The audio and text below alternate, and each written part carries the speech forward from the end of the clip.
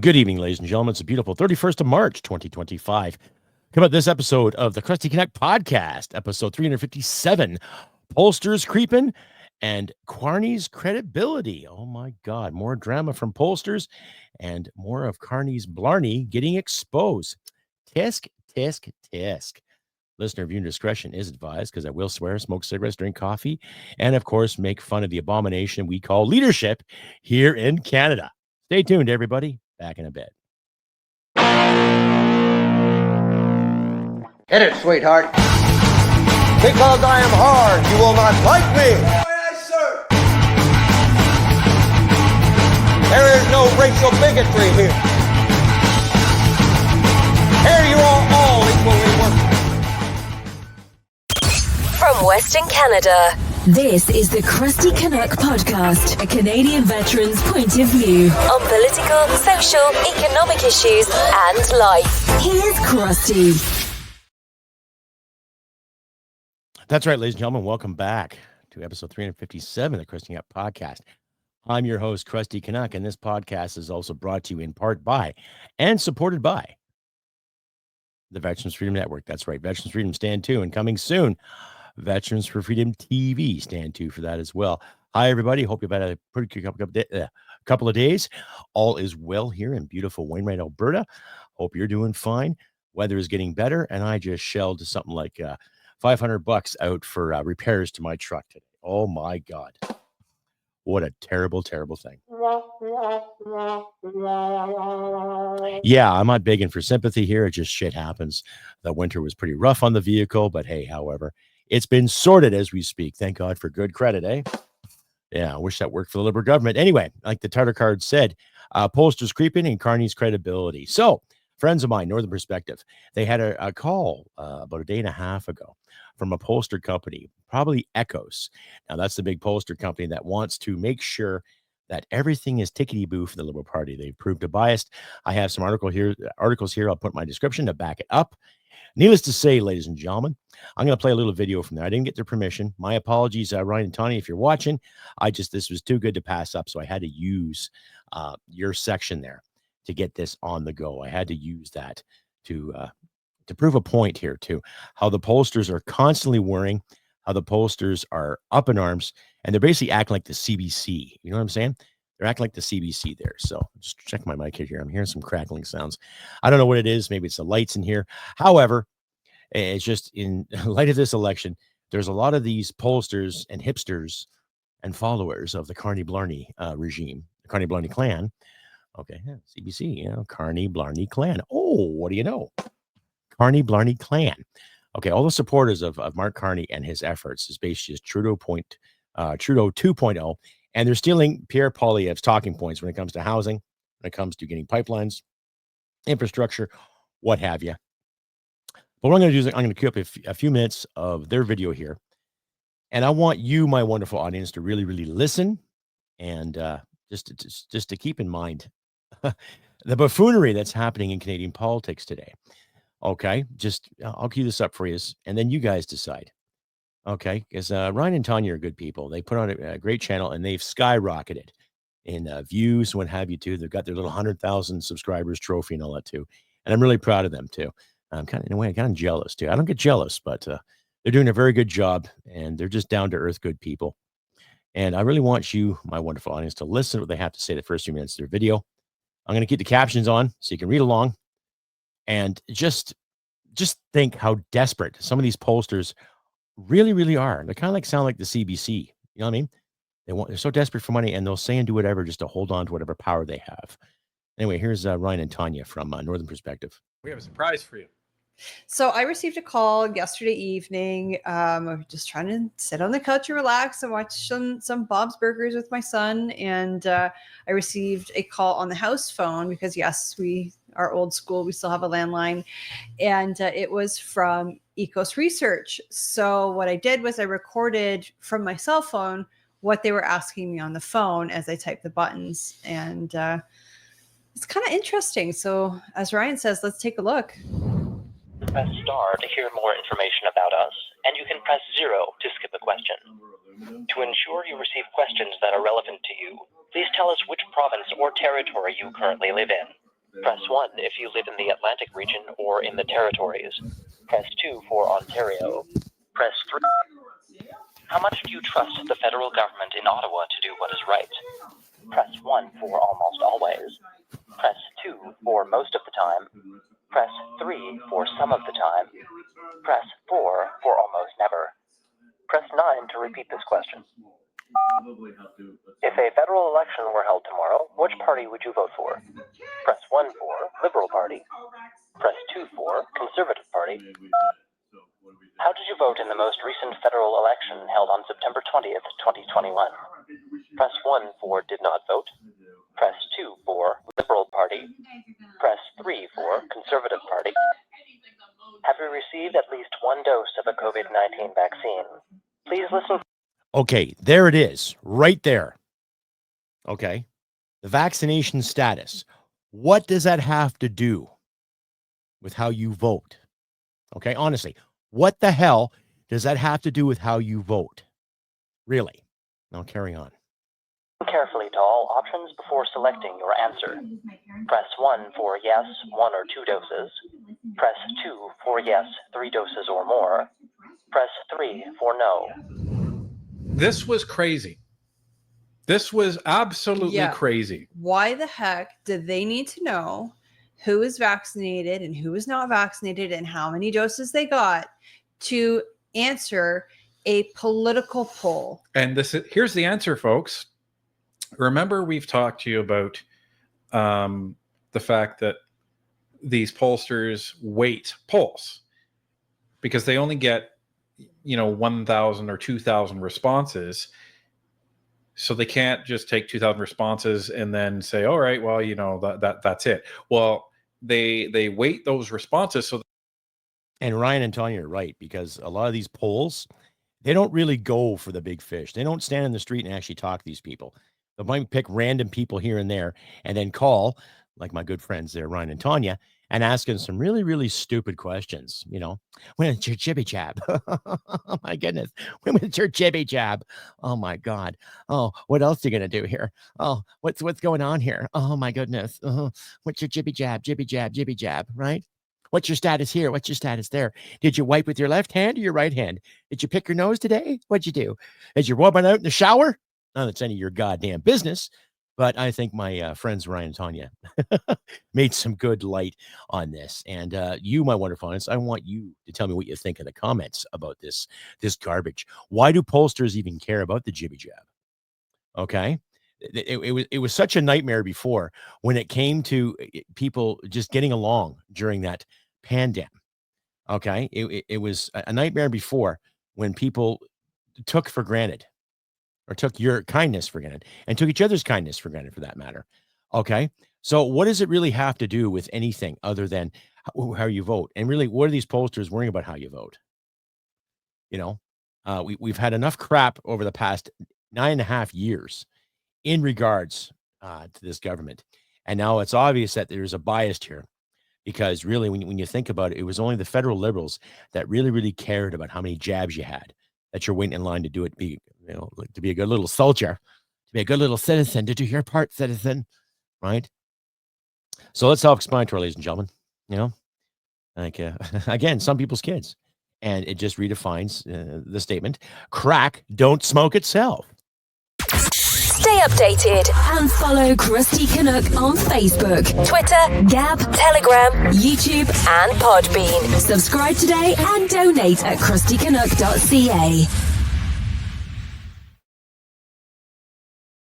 And you're back, ladies and gentlemen, episode 357 of the Crusty Canuck podcast, Pollsters, Creeping, and Carney's Credibility. Hi, everybody. I'm your host, Crusty Canuck. Welcome back. And thank you very much to my new subscribers. I had a few more I've noticed the past couple of days. So thank you very much. Round of applause for you wonderful people out there. You guys are awesome. And I'm seeing more Europeans sign on too. So if you're from Europe, I don't care where you're from. If you see this podcast premiered or you see it anywhere, please let me know. Just chime in. I don't care if you're from London, England, Edinburgh, Scotland. I don't care if you're from Glasgow. I don't care if you're from Belfast or Dublin. Just let me know where you're writing from. Anywhere in Europe, anywhere in the world, just let me know. I want to get a consensus, because I'm looking at my stats on Podbean. I'm getting a few more from the Philippines, a few from Switzerland, and a few from Denmark. So thank you very much. right? I'm trying to reach out to a broader audience too, UK especially. Not just because of you and Jack behind me here. It's just part of my heritage. However, if any Brits are watching this podcast, I don't care where you are. I don't care who you are. Just give me a thumbs up. Let me know you're there and you're listening. And if you got something to add, please feel free to add. And that includes my American audience, Canadian audience, everybody out there too. And even the trolls out there that say Canada should be 51st.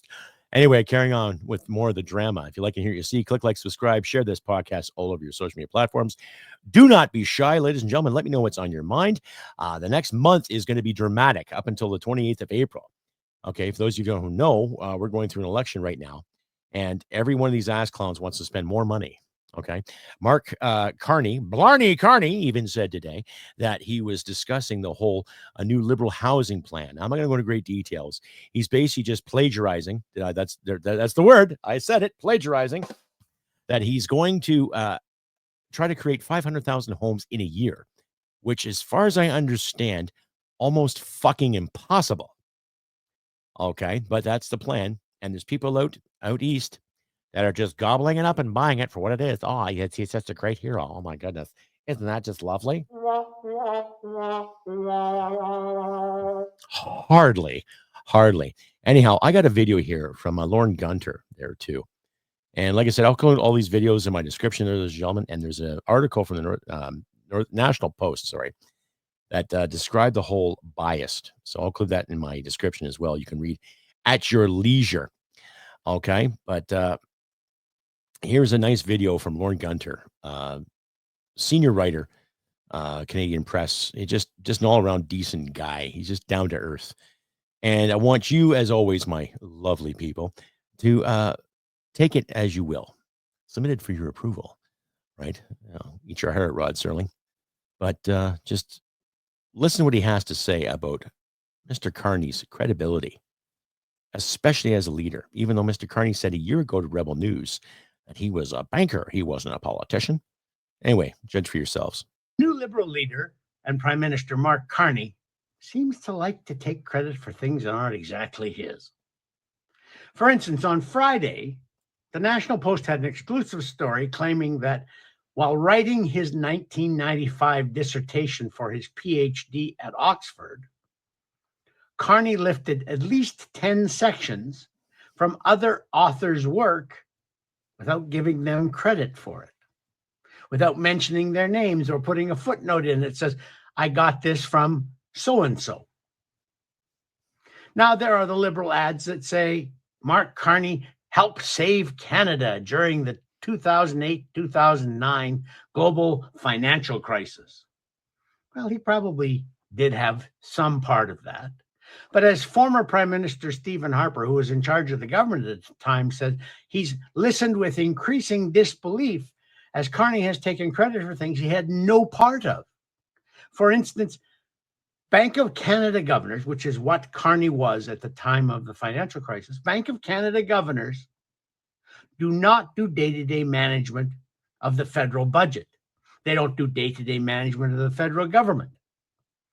Yet Carney seems to claim that it was his wisdom that got Canada through that crisis. Now he also claims that he got the United Kingdom through the Brexit crisis. That's not exactly how the Brits remember it. There are an awful lot of people in Britain who were very unhappy with Carney at the time of the Brexit referendum because he helped start a fear campaign to suggest that getting out of the EU would be very bad for the United Kingdom. I happen to agree with that. I happen to think Brexit was a mistake for the Brits. But the point is, the Bank of England governor, which is what Carney was at the time, the Bank of England governor does not have a political role. He should not be engaging in fear campaigns to try and sway voters for or against any particular position in a referendum. But that's what he was doing.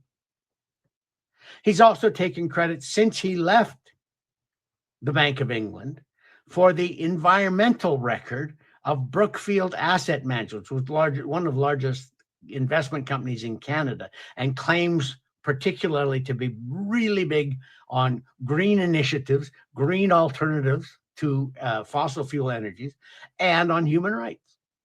Well, there are at least two major reports from environmental and human rights groups that say, for instance, Brookfield overestimated the amount of emissions it was saving with its investments by a factor of 12. They were producing 12 times as many emissions as they were admitting. And that's how they were getting these great green ratings. That's how they were attracting moral investors, sustainable investors, people who were looking for investments that didn't produce an awful lot of carbon emissions. And there are other reports that show Brookfield, in its third world green energy projects, has a kind of questionable human rights record. You don't hear that. You don't hear Carney trying to take credit for that. In fact, he's also trying to not take credit for Brookfield moving its head offices from Toronto to New York. Now, who would you trust to deal with the Americans on tariffs? Pierre Poilievre or Jagmeet Singh, or Mark Carney, who took the head office from the company he was in charge of and moved it to New York. I think Carney is not what he appears to be. And I think after this election, Canadians are going to figure that out. I hope they figure it out beforehand, because Carney has the same staff, much of the same caucus, much of the same cabinet, and many of the same senior bureaucrats as Trudeau does. And perhaps most importantly, many of the same policies. I think Mark Carney is just Justin Trudeau 2.0. And I hope Canadians find that out before April 28th, when the election is held. For Post Media, I'm Lorne Gunter. Yeah, that was Lauren Gunter, everybody, from Post Media. Interesting, eh? Interesting indeed. You know, I just find it really, really odd that, there's still so many remnants of him and Trudeau. Same cabinet members, other than the people that supposedly retired and left, like Sean Fraser, Anita Anand, and Menachino, Jerry Mark Mendocino. Mister, I'm gonna send some tanks into the convoy. The joke or not, and even there's still more drama with this Peter Chang issue too. It's big news here on mainstream media here in Canada. Big news because uh, one politician asking that another politician be turned into a consulate for a ransom. That's self-explanatory, and I put that in my last episode, so I'm not going to dwell on that. But you're seeing the credibility of these leaders yet again. Now, Mr. Carney has some diplomas and he's got some education. That doesn't make him a genius. That doesn't make him brilliant. It makes him just as fucking slimy, and he cannot be trusted. Okay. Now, what I'd like to see from the conservative angle is more counterpoints and more counterproduction. Okay. So, regardless of what the fake polls are saying, or the polls might be saying, or if they are neck and neck, or if they're pretty close, come on, Pierre, get on with it. Let's see what you got, pal. Time's running out. Stay updated and follow Crusty Canuck on Facebook, Twitter, Gab, Telegram, YouTube, and Podbean. Subscribe today and donate at crustycanuck.ca. And you're back, ladies and gentlemen, episode 357 of the Crusty Canuck podcast. PollstersCreeping and Carney's credibility. Hi, everybody. I'm your host, Crusty Canuck. Welcome back. Thank you very much to my returning viewers that you've stuck around this long. Thank you very much, you wonderful, awesome people. Don't ever doubt that either. You are all wonderful. Give yourselves a round of applause. Yes, you guys are great, fantastic. Keep up the good work. Right, keep your chins up and do what you can to persevere in these trying times. Needless to say, ladies and gentlemen, just one more time, if you like and hear it, see, click like and subscribe. Share this podcast all over your social media platforms. Do not be shy, ladies and gentlemen.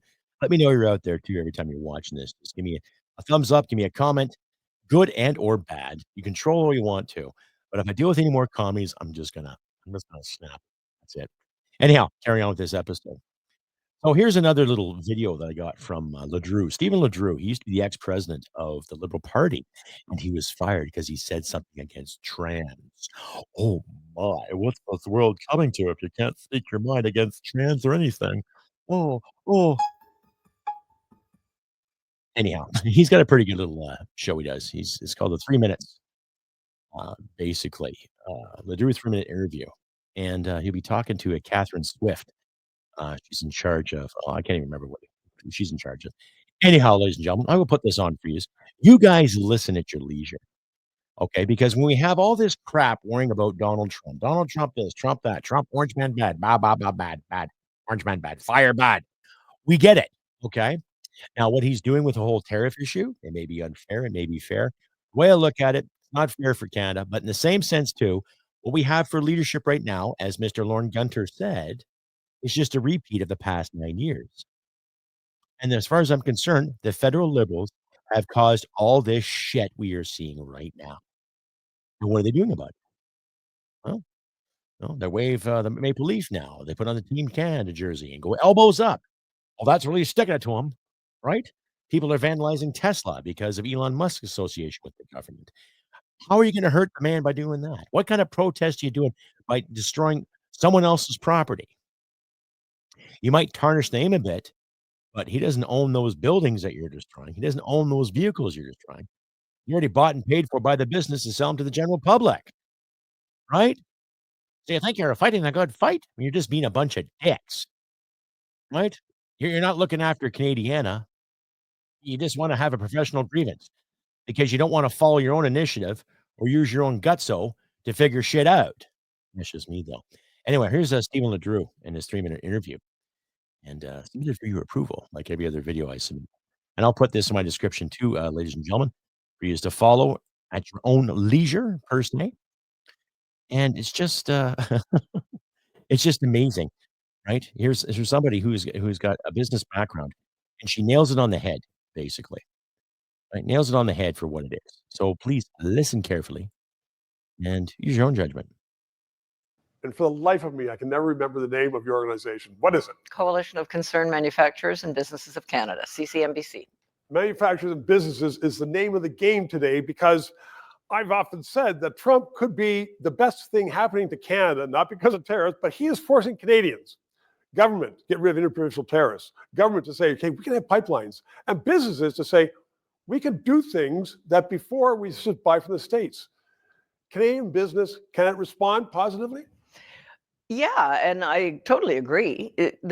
All the issues that Trump has prioritized are frankly things that our government permitted to get out of control in one way or another. Borders, drugs, interprovincial trade barriers been around forever, Yep. and our NATO obligations and so on. So these are things that never should have been permitted to get that bad. And when I see Canadians, I understand Canadians blaming Trump. It's nice to, demonize somebody, but frankly, they should be demonizing the Liberal government who created this mess and made us so vulnerable in the first place. So Trump is an easy target, but the point I want to put to you is that many things that we have now are made in the state, made in China. With tariffs going on, can Canadian manufacturers and businesses get their act together to build things in Canada as opposed to simply buying it? Well, they can indeed, but they have to have the kind of policies that permit that to happen. Our manufacturing sector, no, I don't mean government grants at all. I mean a competitive tax system. The Trudeau government loaded on the regulation on business, so it was so difficult to build anything, to do a major project, a pipeline, or other mega project type of things. It made it so impossible that investment. We've seen the investment. Hundreds of billions of investment money have fled Canada. And that's not just foreign investment. That's Canadians who don't even want to invest in Canada because they make it so difficult to do business. Speaking of fleeing Canada, there's stories going around that some businesses in Canada are fleeing for the States. Yeah, well, this is not a new phenomena, unfortunately. In our organization, just as an example, our board, which consists of about a dozen business owners, 10 years ago, none of them had a U.S. facility. Now half of them do. And this is before Trump.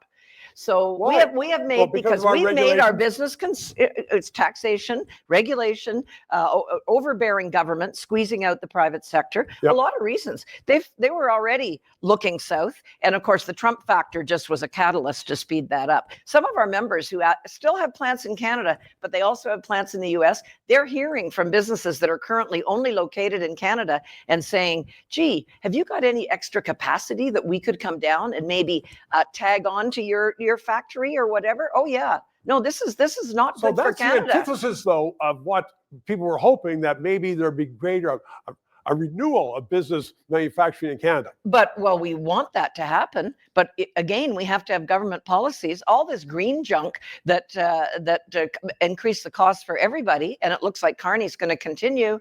That's driving people away. Out the window. Catherine Smith, thank you very much. 3 minutes. To those of you who have subscribed and donated, a heartfelt thank you. You're keeping us on the air. Yeah, that was Stephen LeDrew with his 3-minute interviews there. He does a pretty good job. I like his work. You can find him on YouTube, and I'll leave a link to that, ladies and gentlemen, for your viewing pleasure whenever you see fit to do it. But I think you're all starting to see my point here. Okay, the man's not credible, Carney, that is, to lead anything. The Trudeau Liberals have done nothing but deliberalize everything, regulation after regulation. It's funny because when I was in the shop today getting my truck fixed, I was talking to the head guy, nice guy, he went out of his way to accommodate me with my repairs. We were just talking about farming, agriculture, or whatever. And I work in the agriculture industry, ladies and gentlemen. And it was funny how we kept talking about quotas and how people want this and market. And Canada has some great safety standards when it comes to meat and milk and eggs, what have you. Okay, and that's fine. I'm all for that because I don't want to be eating food, and I don't want to see little kids eat food jacked up with hormones. All of a sudden, you get 5-year-olds with mustaches. That's just terrible. But when it comes to supply and management, there's too much management. You notice that? I remember my dad and I, when I was a little kid, I was a child. I worked in we had a dairy farm. We had maybe 30 odd. And it's the kind of job that if you want it, it could be worse. I didn't like it. I didn't like it at all because and I didn't want to commit to because I was too busy being a kid. But it gave me some good work ethic to really understand the idea. And there's a quota system you have to follow, okay, which is basically government run by bureaucrats. Okay. Now, back in the day, it seemed efficient. My personal opinion, if you're producing something and you're spending the money and the labor and time and effort to produce a product, do what you got to want with it. Sell it to who you want. That's my libertarian side. Ladies and gentlemen. You create something, you build something, you sell it to who you want to sell it to without oversight or government regulation. Right? And I'm not sitting there saying be unsafe or be unkind or be unreasonable, but let the markets open up. Okay. As Catherine Swift said, let it open up.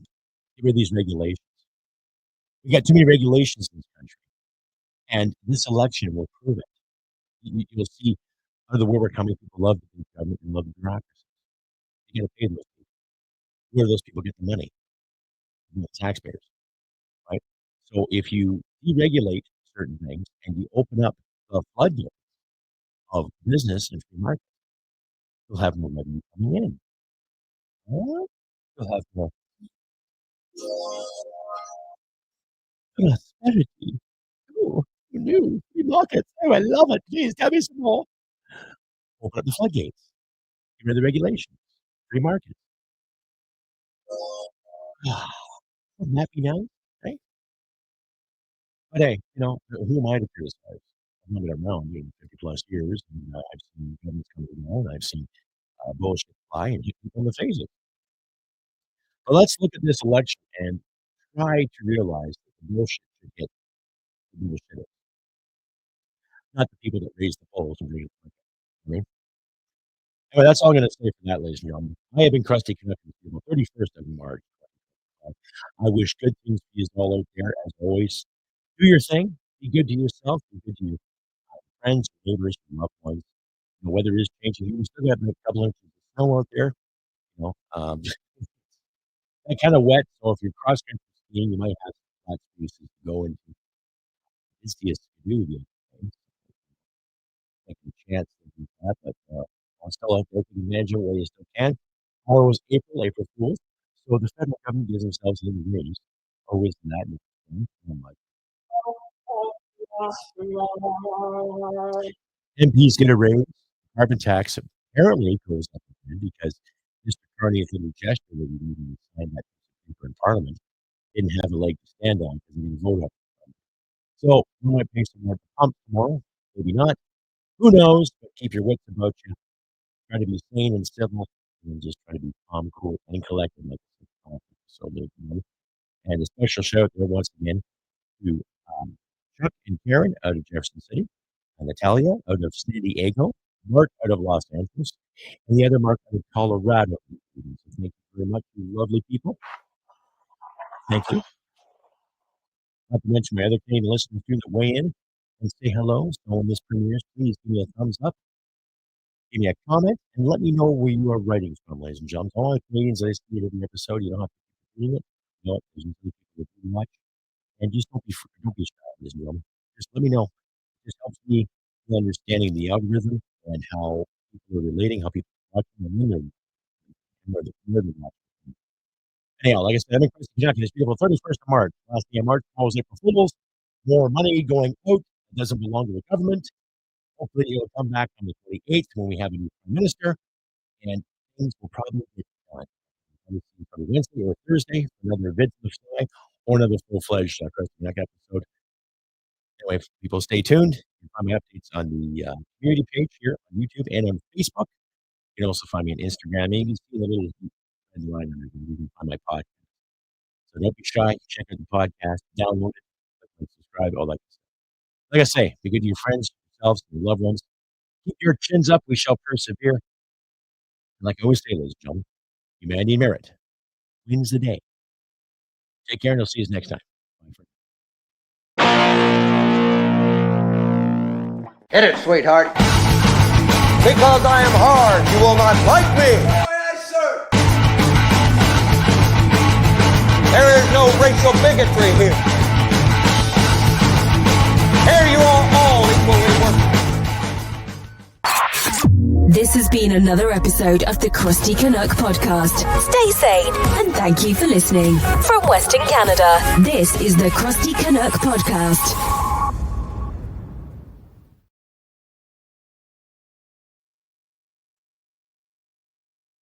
My service will never be in vain. My brothers and sisters,